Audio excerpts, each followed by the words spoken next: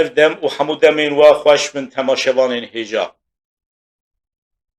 Ser ekranên Arwar TV di bernameyeke nû ya şîrove de ez di pêşberî we me.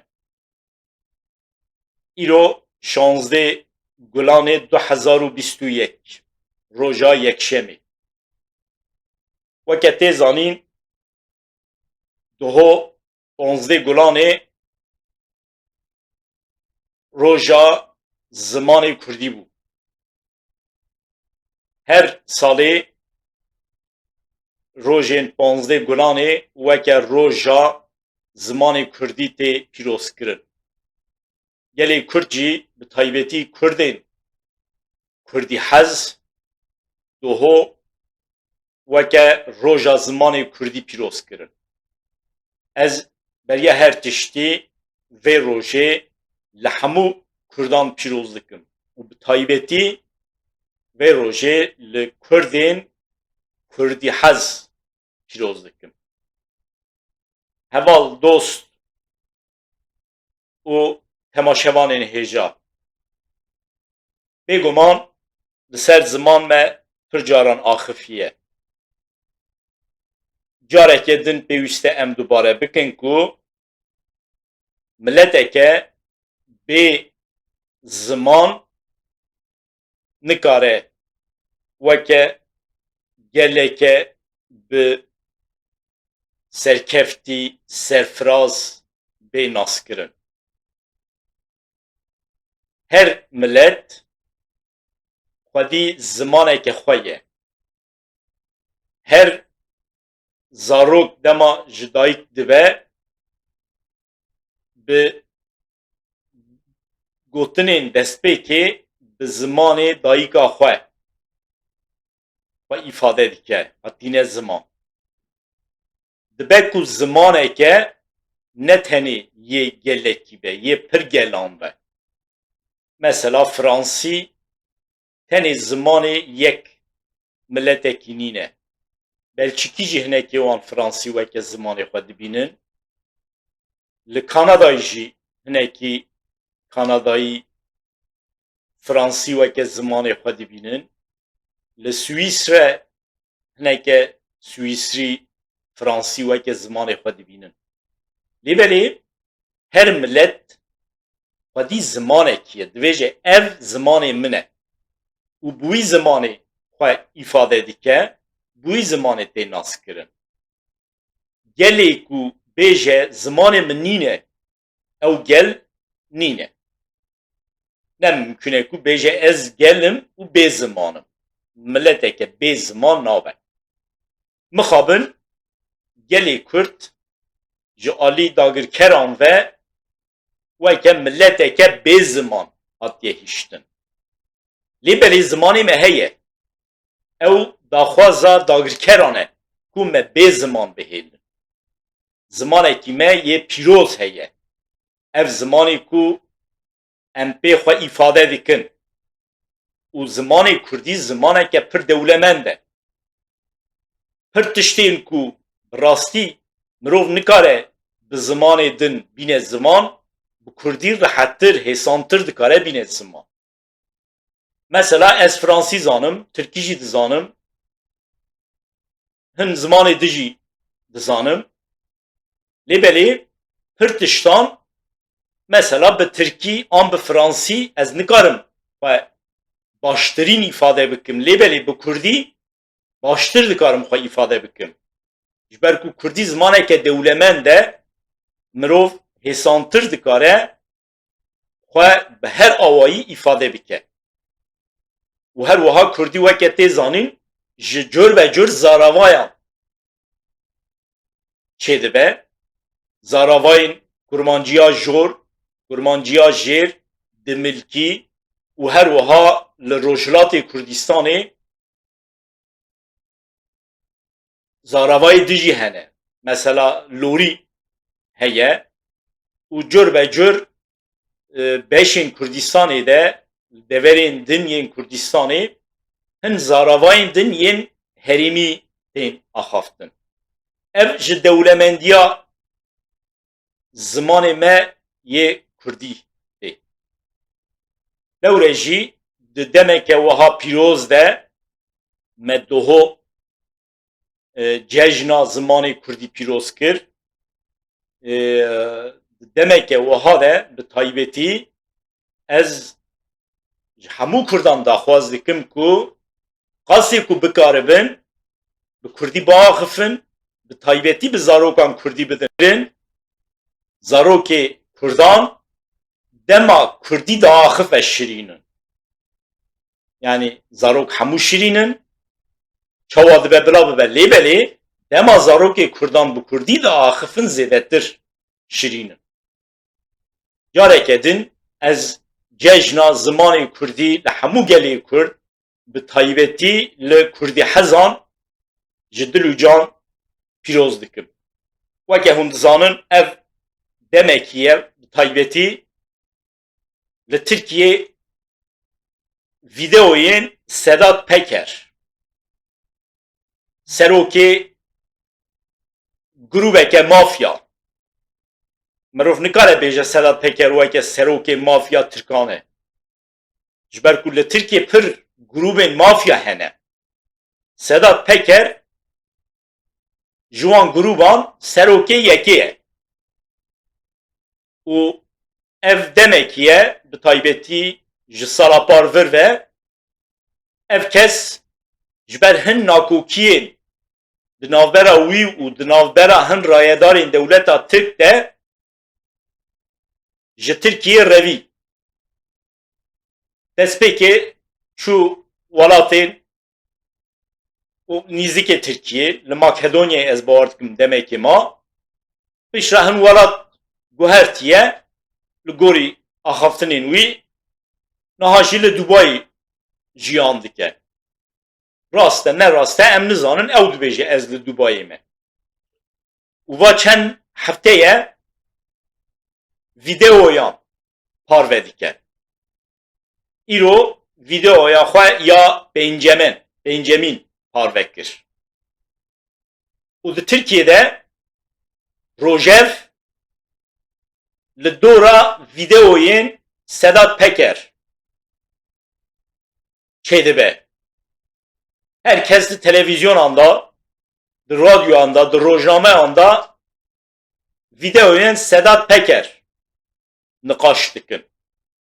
Yani serokê mafya, serokê grûbeke mafya rojeva welateke weke Tirkiye diyar dike. Ev tenê ji bo Tirkiye dikare weke bûyereke bêziman. Yani di cîhanê de pir welatên piçûk hene, dewletên pir piçûk hene. Li wan dera jî me nedît nebihîst ku serokê grûveke mafya bikaribe rojeva wê welatê diyar bike. Lêbelê Tirkiye welateke cuda ye, weke her welatê nîne, tiştên ku li her welatê naqewimin li Tirkiye diqewime. Ji ber vê yekê jî ji bo welateke weke Tirkiye pir normal e ku serokê grûveke mafya rojeva welat diyar bike.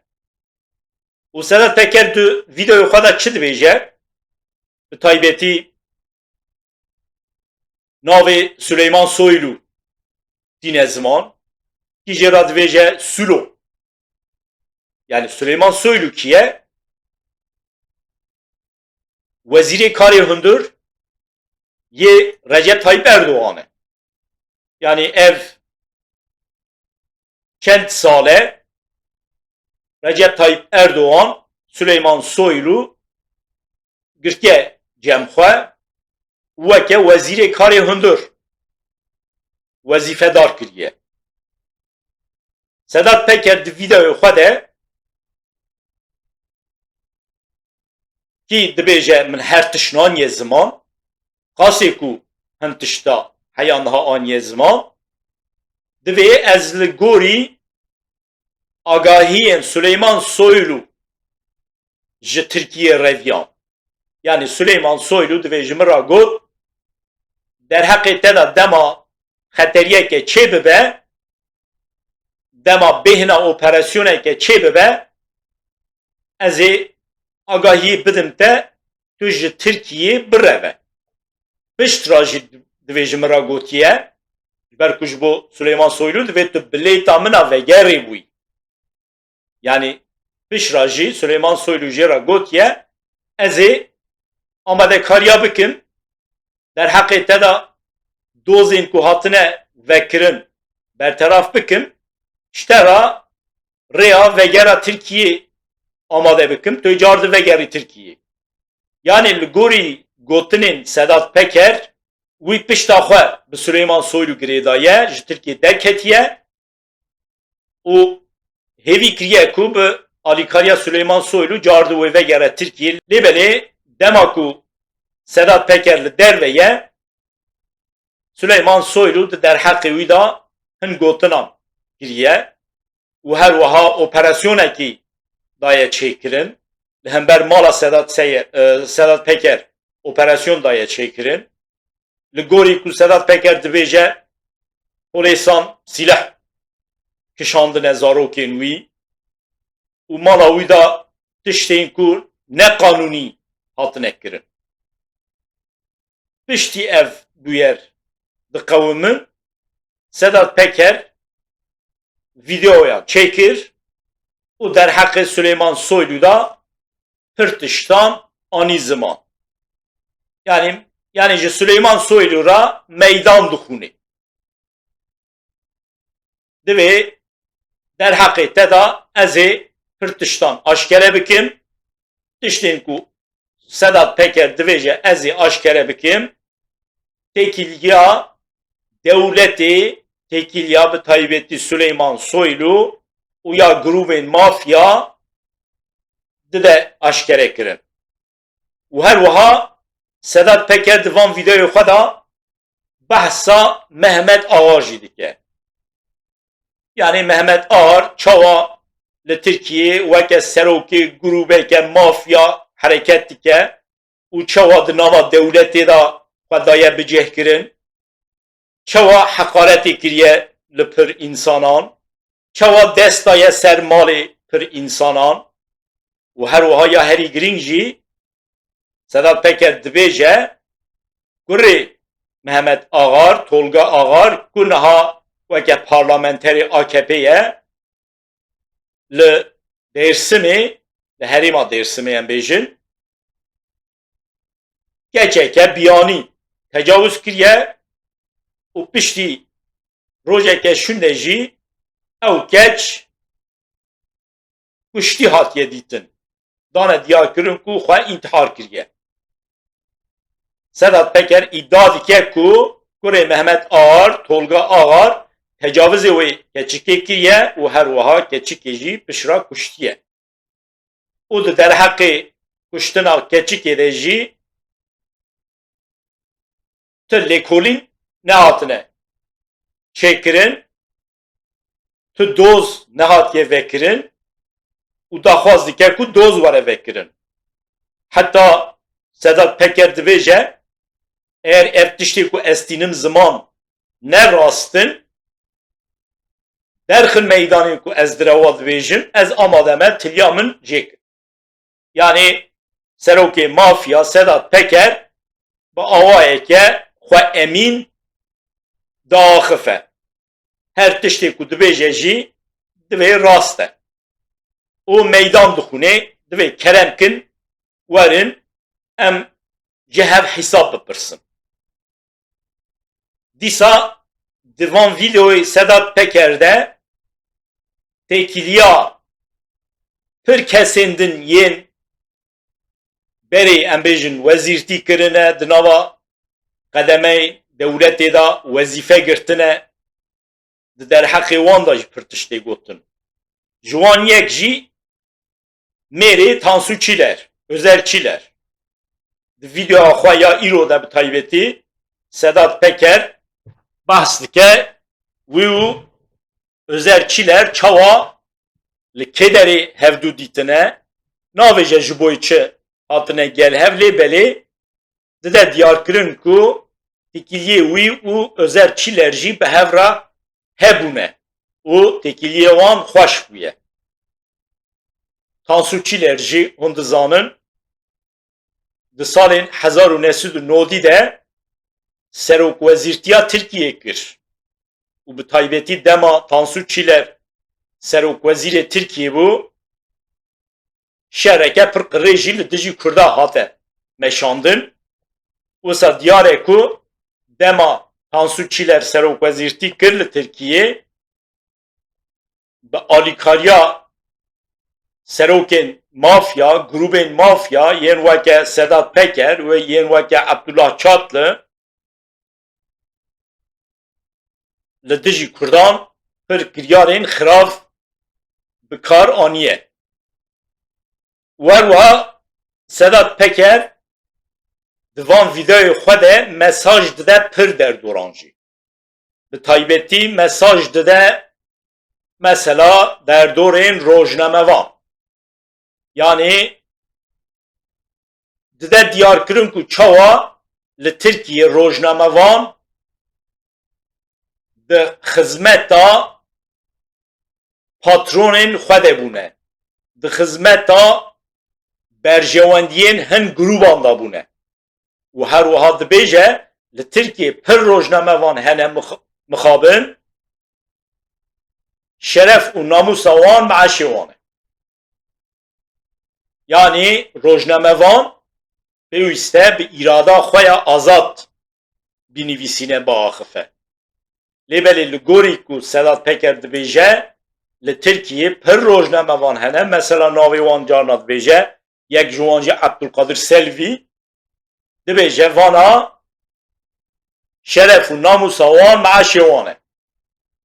Kî meş bide wan li gorî wî dinivîsînin, kî pera bide wan, kî ji wan re rêyan vebike li gorî wan dinivîsînin. Yani wisa diyarê ku li Tirkiye mixabin di alîkî de zexta dewletê li hember rojnamevanan heye, di aliyê din de jî di nava civata rojnamevanan da yê ku xwe bi pera difiroşin jî hene. Temaşevanên hêja ez naxwazim zêde di derheqê vîdeoyên Sedat Peker de dirêj biaxivim. Lêbelê bi vê bernameyê bi taybetî mixwast hineke şîrove bikim. Ji we re hin xalan bînim ziman. Ji ber ku vîdeoyên Sedat Peker li Tirkiye bûye rojeveke mezin. Her vîdeoyeke bi milyonan kes temaşe dikin. Heya niha jî di derheqê gotinên wî de mixabin li Tirkiye doz nehatiye vekirin. Yani weka tişta di derheqê Süleyman Soylu da dibêje, di derheqê Mehmet Agar da dibêje, di derheqê Özer Çiler da got, di derheqê hin rojnamevana da dibêje, di derheqê pir kesê din de weka tişta heya niha gotiye li Tirkiye hê dozeke bile nehatiye vekirin. Mixabin Tirkiye welateke wisa ye. Temaşevanên hêja xaleke din ku îro di vê bernamê de ez dixwazim kurtayî li ser bisekinim jî rewşa derziyan ya diş Covidê ye. Weke tê zanîn li pir welatan û bi taybetî li ev welatê ku em lê jiyan dikin Avrupayê ev demekiye derziyên li diş koronavîrûs têne lêxistin. En zêde sê hev fîrme derketine pêş li Avrupayê. Fîrmeya Pfizer-BioNTech ya Moderna û her wiha derziya AstraZeneca. Ev sê hev derzî heya niha li diş koronavîrûs têne bikar anîn. Bi milyonan insana derzî li xwe xistine. Qasê ku hate ragihandin hefta borî tenê rojekî de li Almanyayê milyon û nîv kesan derzî li xwe xistine.